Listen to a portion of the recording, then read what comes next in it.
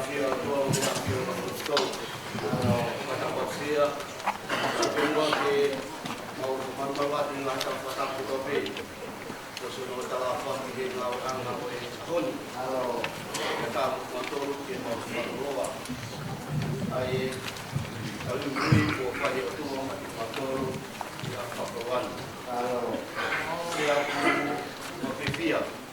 ke taria ki ko mau wi ai posteri na hiki to bia sele tafa mahe ulah ki ono ulai na dia ko ini o wana tu ke putu ho mo loto tui pikitai ke ho tua tui pikitai ko ki atia alo ia pe ku tamai o ku lah na ngahi do fala alo wa lo ke te ko ap motor mahe te ko fok mai ke ama motor ya berapa di walau kiai, temu kiai fok, lepas di kiai, mau kilo aku kalah. Karena Thomas kiai, eki, kome aki fe, macam mau kilo fe ay halah, ya follow asi su kiai, wah bego halah,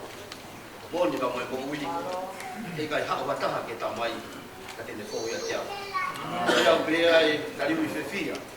aku tak buat be buat Sune tak boleh. Kalau be buat ke Fakatahataha ke Taliui, ini tak boleh ada mau fight.